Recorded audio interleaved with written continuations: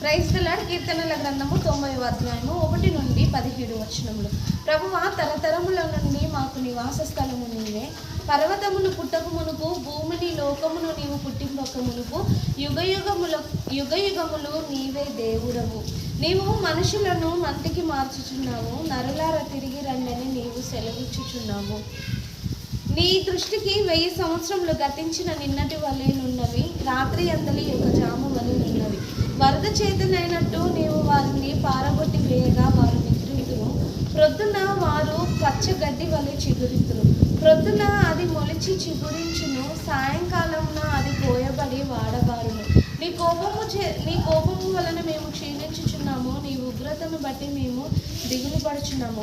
మా దోషములను నీవు నీ ఎదుట నుంచుకొని ఉన్నావు, నీ ముఖకాంతిలో మా రహస్య పాపములు కనబడుచున్నవి.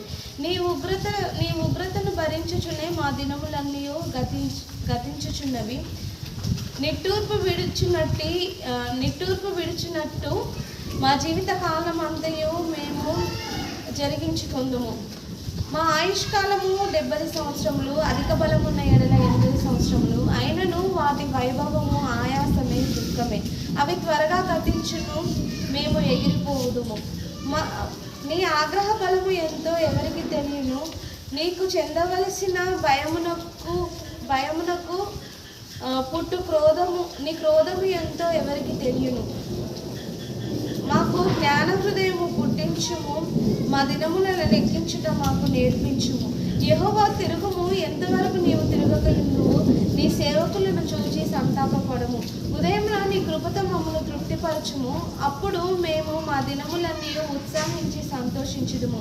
నీవు మమ్మను శ్రమపరిచిన దినముల కొలది, మేము కీడును అనుభవించిన ఏండ్ల కొలది నీవు మమ్మను సంతోషపరచుము. నీ సేవకులకు నీ కార్యమును కనపరచుము, వారి కుమారులకు నీ ప్రభావమును చూపించుము. మా దేవుడైన యెహోవా ప్రసన్నత మా మీద నుండును గాక.